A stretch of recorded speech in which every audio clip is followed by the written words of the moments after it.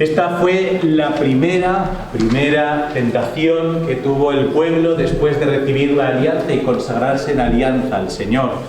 La tentación de que, dado que Moisés desapareció 40 días y 40 noches, considera, por tanto, el pueblo que Moisés, el interlocutor de ese Dios personal que les quiere, no está. ¿Cómo podemos relacionarnos con ese Dios personal? Bueno, podemos relacionarnos como si fuera un objeto, una cosa que manipular. Entonces hacemos un ídolo, ese becerro de oro, y entonces si yo quiero que la comida de mañana sea buena, pues le doy al becerro alguna cosita, al becerro de oro, y entonces mi comida va a salir buena. Si quiero que la cosecha venga bien, se lo pongo al becerro y me tiene que salir bien.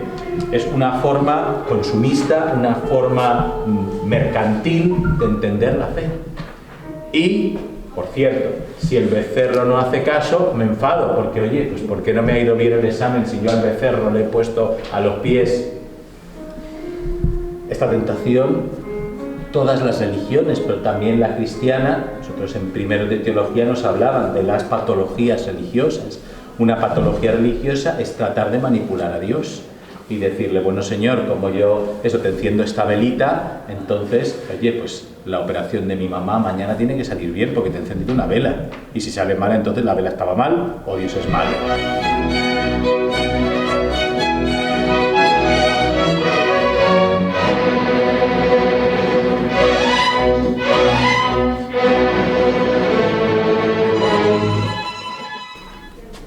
Vosotros diréis que Dios tan cruel va a matar al pueblo.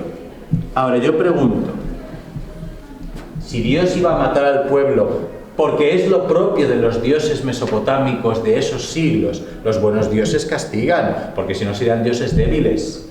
El Dios, claro que sí. Ahora, curiosamente, los dioses mesopotámicos de su tiempo no avisaban de que iban a castigar, castigaban. ¿Por qué avisa este Dios? ¿Por qué avisa a Moisés para que baje y le diga al pueblo que se ha equivocado? Está empezando a revelarse un Dios que prefiere que te conviertas y no quiere tu muerte, aunque eso le haga más débil que los otros dioses mesopotámicos, pero no le importa, porque le importa el Hijo creado. Esos ecos de Lucas 15, de ese Padre misericordioso que sale a la puerta a ver si vuelve, empiezan a aparecer.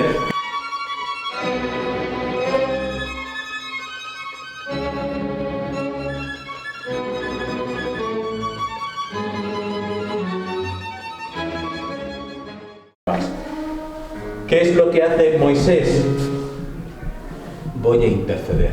Voy a interceder por el pueblo y voy a interceder por Aarón. ¿Quién es Aarón? ¿Y qué función tendrá Aarón? Fijaos, Aarón va a ser el sumo sacerdote a través de cuya línea vienen todos los sumos sacerdotes de los judíos. Con lo cual es una figura muy importante que había que rescatar, pero que tuvo la misma fragilidad que sus hermanos. Por tanto, no es más santo el sumo sacerdote, porque los sumos sacerdotes son de Aarón, y Aarón también colaboró con el becerro de oro. Esto es un recuerdo que a veces se olvidaba en el momento judío sobre la santidad del sumo sacerdote. Tiene que procurar serlo, pero no olvidemos que viene de este arquetipo al que tuvo que salvar. Ni siquiera los sumos sacerdotes pueden considerarse dignos de hablar con Dios, porque Aarón perdió esa dignidad el día del becerro de oro. Por eso, si alguien escuchó la primera lectura de ayer, decía que los sumos sacerdotes normales tienen que ofrecer sacrificios primero por ellos y luego por el pueblo.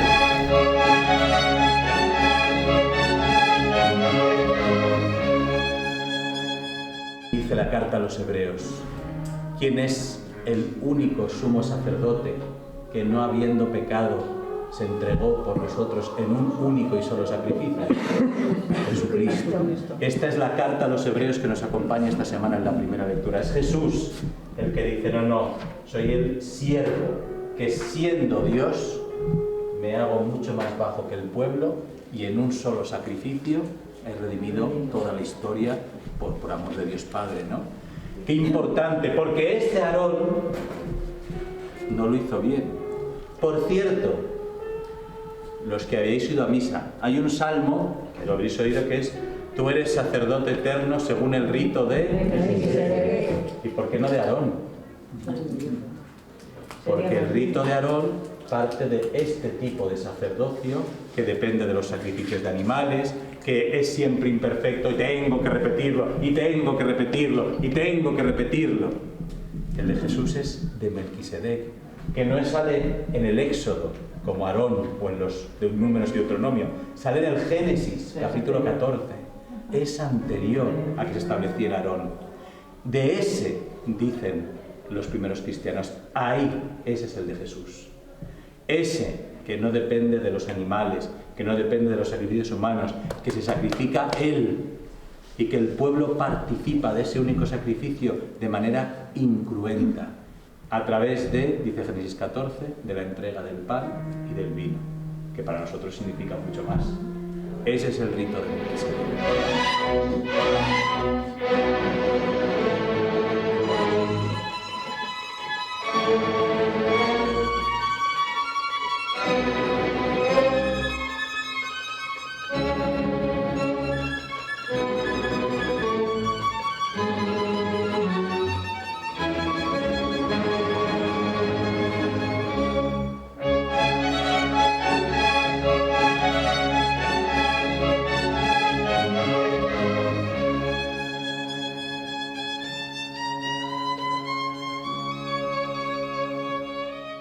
La segunda tentación, la primera es cosificar a Dios.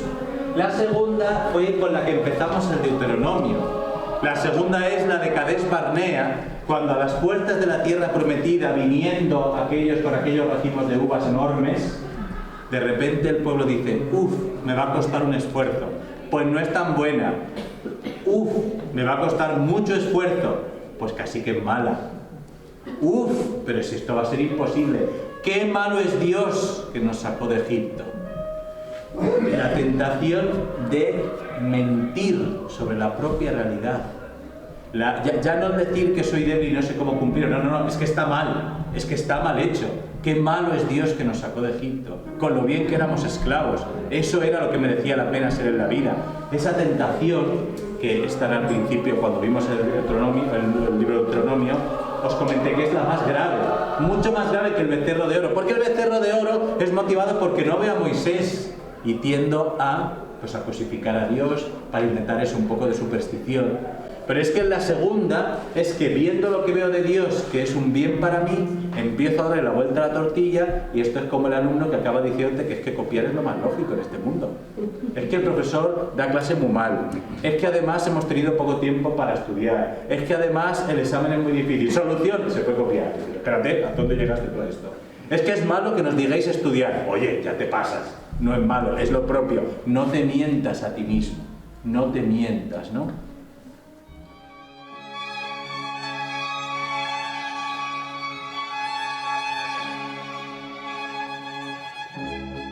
Fijaos qué bonito. Dios consigue que Moisés, conociendo que lo propio de un Dios es castigar, porque en ese momento era lo propio, sin embargo el Dios de Israel no tendría que hacerlo.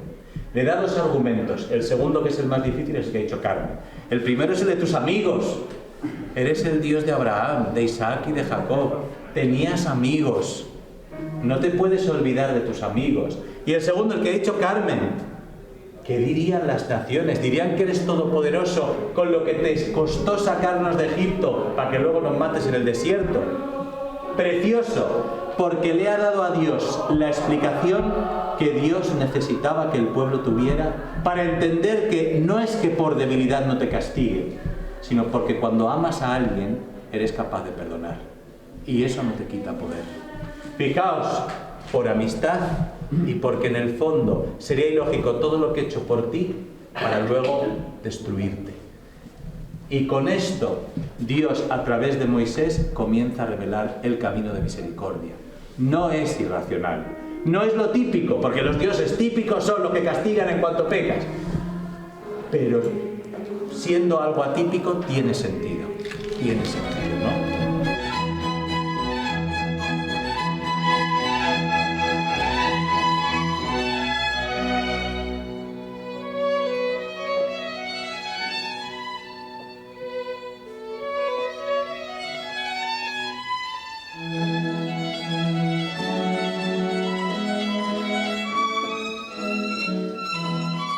Las primeras tablas las escribió Dios sin el hombre, y el hombre no fue capaz de cumplirlas. La segunda las escribe con el hombre, con la criatura.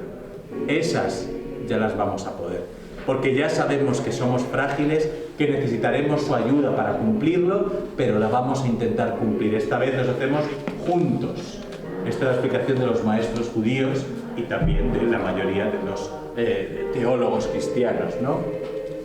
No sé si alguna vez habéis visto un dibujo de la alianza, del arca, perdón, de la alianza, pero si imagináis un arca así, es una especie de crisma, ¿verdad? Que está con unos varales para poder ser cogido delante y detrás, ¿vale? En el Éxodo le dan mucha importancia a una tabla que había justo encima de oro purísimo y a una especie de ángeles que están aquí arriba. ¿Por qué? Porque el Éxodo da mucha importancia a esta parte de arriba de la alianza, donde está la gloria de Dios, una especie de humo continuo que es la presencia de Dios. Claro, y si Dios está ahí, Dios pisa la tablita de oro. Por eso esto es lo que más subrayaba el libro del Éxodo. Aquí hablan algo de los angelitos estos y de la tabla de oro. ¿De qué hablan aquí?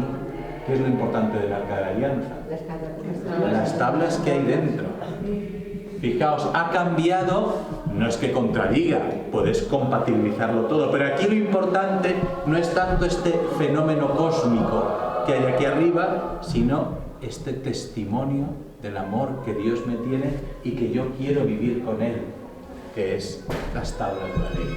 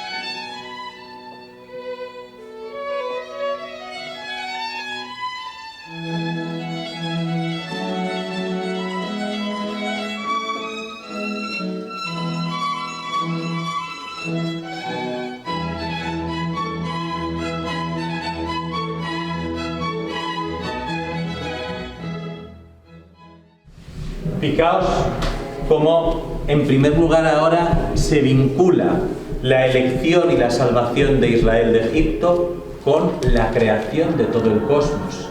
Dios es Dios de todos, pero a ti te amó y te eligió. Dios es Dios de todos, pero a ti te amó y te eligió. Esta dinámica de que porque tú seas el pueblo de ese Dios no significa que no sea Dios de todo lo demás. Y esta dinámica de la elección es una clave muy importante. Porque el hecho de que tú seas el elegido, ¿qué implica respecto del resto? Más obligaciones. Más obligaciones que el resto. Y luego algunos dirán, pues que los otros no tendrán bendición de Dios, porque solo la tendremos los elegidos. Sin embargo, fijaos que a continuación habla del trato al emigrante, que por ende no es judío, y dice que ames al emigrante. Con lo cual, la elección no significa necesariamente maldición para el no elegido. Antes los catequistas, que tendríamos que preguntarles, ¿habéis visto la diferencia entre las comunidades de Juan el Bautista y las comunidades de Jesús?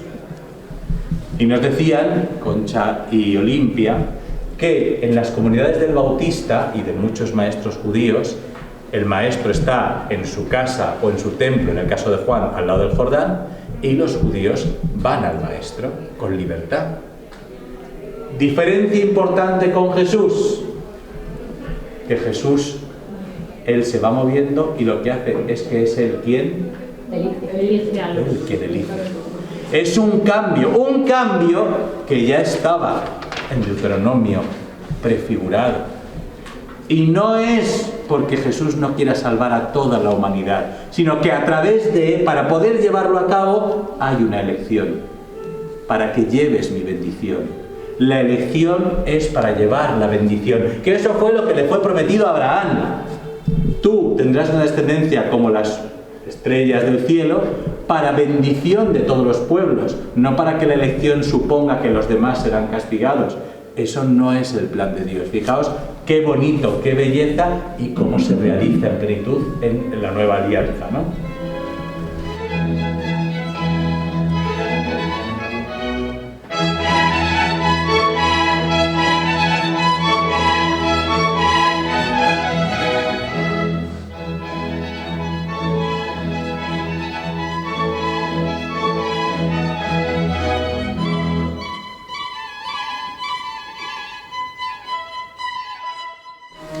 ¿Por qué tenéis que hablar a vuestros hijos? Porque vuestros hijos hay cosas que no han visto. Vosotros las habéis visto. ¿Y qué habéis visto? Por un lado, que de donde era imposible que pudierais salir, que era de las manos del faraón de Egipto con todos sus ejércitos, resulta que salisteis. Y vosotros lo visteis. El hijo no, se lo tienes que contar porque él no lo ha visto. Cuando estás cerca de mí, te puedo liberar. Pero también has visto lo que pasa cuando no estás conmigo.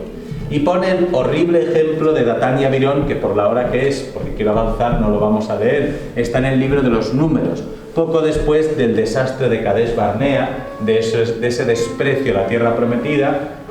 Hay una parte del pueblo que quiere ir a la tierra prometida, que se arrepiente, y otra parte que no, liderados por Datán y Abirón, hijos de Rubén. Lo podéis ver que está en el libro de los Números. Y entonces Dios le dice a Moisés y a Aarón: avisad que los que se queden allí va a pasar algo. Entonces el pueblo de Israel se retira, pero Datán y Abirón se quedan en sus tiendas planchados, y dice la escritura que se abre la tierra y se traga a Datán y Abirón. A lo cual, mientras durante mucho tiempo se dijo Dios castigó, lo que ahora dicen los autores es que Dios avisó, y tú preferiste no fiarte de Dios y quedarte en un sitio que llevaba a la muerte. Si Datán se hubiera arrepentido y se hubiera movido, no hubiera muerto porque hubiera caído nada más la tienda. Como se empeñó en mantenerse, se cayó. Y esto es lo que avisa de nuevo otra vez esa visión joánica: elige la vida y tendrás la vida, elige la tiniebla y al final donde te quedas por no moverte es lo que te va poco a poco destruyendo. No porque Dios te castigue, sino porque le has pedido a Dios que no intervenga y quedarte, ¿no?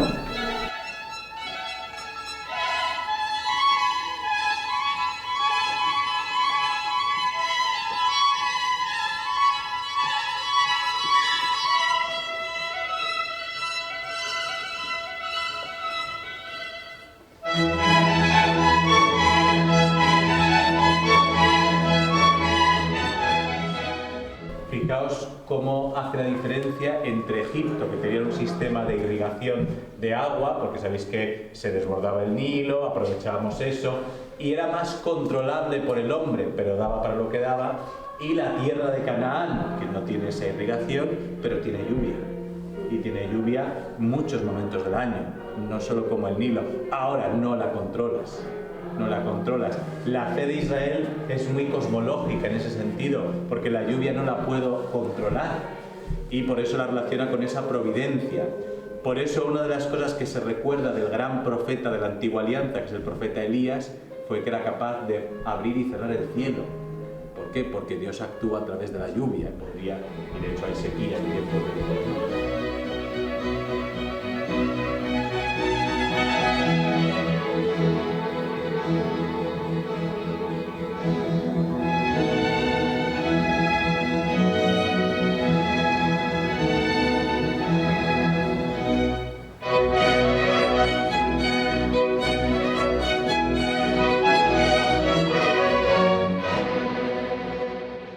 Fijaos cómo se vincula esa bendición a que podrás entrar en la tierra, y habrá dos movimientos.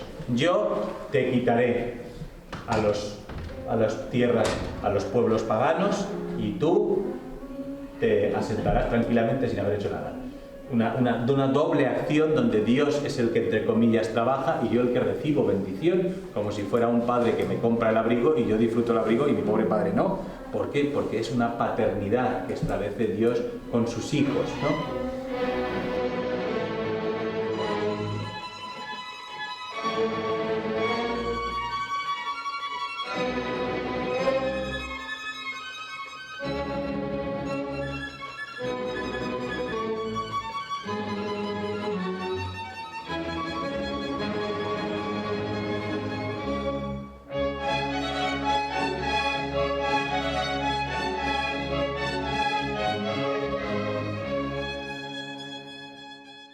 Fijaos cómo termina, digamos, esta gran introducción al código deuteronómico, desde el Decálogo, la Shema, con la propuesta de los dos caminos, que la veremos mucho más desarrollada al final del tercer discurso de Deuteronomio.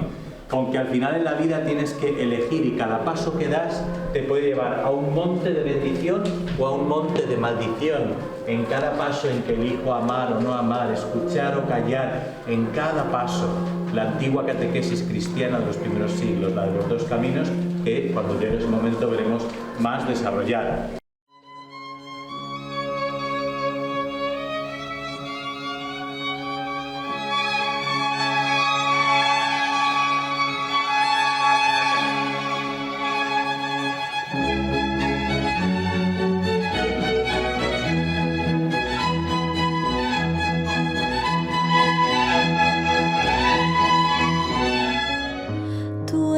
Príncipe desde tu nacimiento, con esplendor de santidad. Yo mismo te engendré como rocío desde el seno de la aurora. Tú eres sacerdote para siempre,